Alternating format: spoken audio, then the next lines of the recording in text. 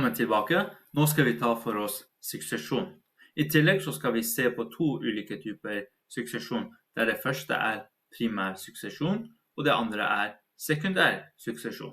Så la oss sette i gang. Suksesjon det er jo definert som en gradvis forandring av et økosystem over tid. Utviklingsforløpet og endepunktet for forandringen er i hovedsak kjent, så vi vet hvordan denne endringen vil foregå på, og vi vet hva resultatet blir. Men så er det slik at det skjer forandringer i alle økosystemer hele tiden. Og da er det slik at noen forandringer er små og vanskelig å oppdage. For eksempel hvis du ser en populasjon av 3 mus eller 3 rotter i et område, og plutselig neste dag så er det bare 2 rotter igjen, det er vanskelig å oppdage det. Dette er små forandringer. Men så har du noen andre forandringer som er da dramatiske og ganske lett å se. For eksempel en skogbrann, eller resultatet av en skogbrann. Det er vanskelig å ikke legge merke til en skogbrann. Og da er det slik at hvis vi studerer et økosystem over lang tid, vil vi se at både de abiotiske, altså de ikke-levende, og de biotiske, det vil si det som er levende, faktorene endres. Og da har vi abiotiske faktorer, og det abiotiske miljøet endrer seg gradvis gjennom flere prosesser over tid. Og da har vi følgende: berggrunnen forvitrer og danner løsmaterialer som utvikler da jordsmonn. Regnvann vasker ut næringsstoffer fra jorda, og klimaet i området forandres. Og da har vi noen eksempler på abiotiske forandringer. Til venstre har vi Tsjadsjøen i Afrika, og da ser vi endringen som har skjedd i løpet fra 1973 og til 2001, der vi ser at innsjøen der, hvis vi zoomer litt inn, innsjøen har blitt redusert med 50% cirka. Så den har mistet 50% av sin vannmasse, og så har den blitt redusert til et lite område, som den gang var så stort, og dette er jo løpet av nesten 30 års periode. Men så kan forandringen være positiv også. Her ser vi en treplanting i Brasil, der en landsby har valgt å plante flere tusenvis av trær, og så har vi fått dette resultatet. Så det har gått nesten fra øde sted til nesten regnskog på en måte. Eller så kan forandringen være motsatt også. På grunn av nedhogg og jordbruk så kan vi få følgende resultat. Men så er det slik at det er disse som påvirker det biotiske i et område.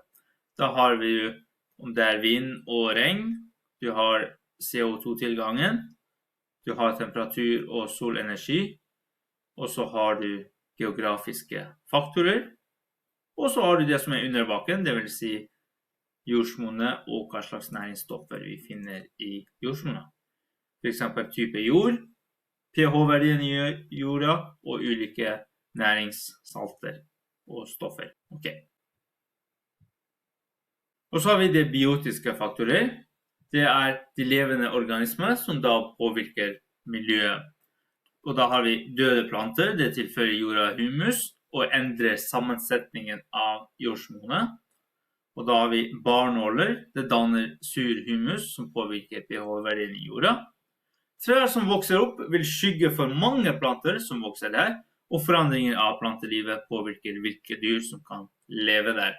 I tjern og innsjøer kan økende plantevekst føre til at grunne områder langs strendene utvikles til sump. Og med tiden kan hele tjernet bli til myr, som vi senere skal se på. Og her er det eksempler på det, hvordan de påvirker hverandre. Og da legger jeg ved linket til videoen, How Wolves Change Rivers, som du anbefaler deg å se på. Så linket til den dukker opp øverst til høyre. Og så har vi 2 hovedtyper suksesjon som man snakker om i innledningen. Og der er primær suksesjon, og da starter man på bar bakke. Og da er det langsom en utvikling der et livløst område blir tilgjengelig for levende organismer. Og da er det som følger.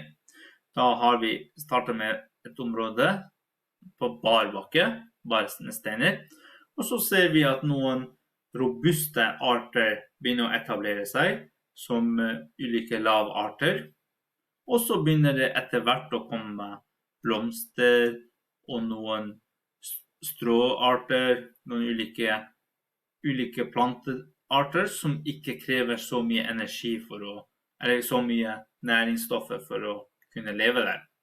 Og etter hvert som tida går, så får vi mer sofistikerte plantearter og større trær, og til slutt ender opp med furu og gran.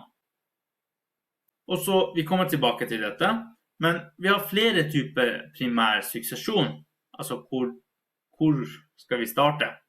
Og dette er hentet fra NDLA, så linken ligger her. Jeg legger ved linken på videobeskrivelsen også. Så primær suksesjon, det kan starte på framsmeltet moryenne, som da kan danne grunnlaget for starten på en primær suksesjon. Når isen trekker seg tilbake, er det bare stein og grus som er framme i dagen. Og hardføre arter som fokklav og kartlav er typiske pionerarter. Kommer tilbake til etter hvert hva pionerarter er. De vil langsomt løse opp berget og gi grunnlag for dannelsen av et jordsmonn. Lava og aske etter et vulkanutbrudd inneholder ingen form for liv og der er plass primær suksesjon kan starte. Så det er ulike typer startsteder, men alle disse bidrar til primær suksesjon. Så har vi sekundær suksesjon, og det er utviklingen som følger etter en større forandring i miljøforholdene i et etablert økosystem. Så forskjellen mellom primær og sekundær suksesjon er jo at i sekundær suksesjon så har det vært liv i området tidligere, så det har allerede etablert seg et økosystem. Og da kan det være som følge at du har et godt fungerende økosystem, og så plutselig får du en skogsbrann, der store deler av området utslettes, og da kan livet starte på nytt igjen, og så kan du nesten ende opp med de samme artene som du startet med, før brannen altså. Og de nye forholdene vil gi livsgrunnlag for organismer med andre miljøtilpasninger enn de som levde der før. For da prosessen starter på nytt igjen, men det kan hende at du havner på samme sted som før brannen på nytt, eller andre forhold også, avhengig av hvilket område du er på. Og i forbindelse med det så har jeg lagt en video også, livet etter en skogbrann. Det er også fra NDLA, og da legger linken i videobeskrivelsen. Avslutningsvis så ser vi på menneskelig påvirkning av økosystemer. Og det er det slik at menneskelig påvirkning kan endre de abiotiske faktorene og hvilke arter som er til stede i et økosystem. Avrenning av gjødsel og næringsstoffer som fører til økt alge- og plantevekst i vann og vassdrag. Klimaendringer som gjør at artssammensetningen endrer seg. Og grøfting av myr som senker grunnvannet. Og grøfting av myr er spesielt har drastiske påvirkninger på økosystemet fordi det blant annet gjøres for å hente ut det vi kaller for torv, eller torvmoser, som da brukes i plantegjødsel, som vi kjøper for eksempel fra plantasjen og sånn, men dette er jo med å senke grunnvannet i det området. Og så har vi hogst og tynning av skog, som da selvfølgelig påvirker økosystemet ved at det påvirker levestedet til de artene som lever der. Så alt dette er vi med på å påvirke i et miljø. For eksempel, vi kaster mye søppel ut i naturen, utslipp av klimagasser og nedhogging og brenning av skoger. Og så ser vi her graf som viser korrelasjon mellom menneskets populasjon og antall dyrearter som har blitt utryddet. Og vi ser en klar korrelasjon med at i takt med økende menneskepopulasjon, så vil antall arter som vi utrydder, det vil øke nesten eksponentielt i takt med menneskets økning. Og det viser hvor stor påvirkning vi har på miljøet vi lever i. Greit, med det så sier jeg takk for nå, og så ses vi i neste video.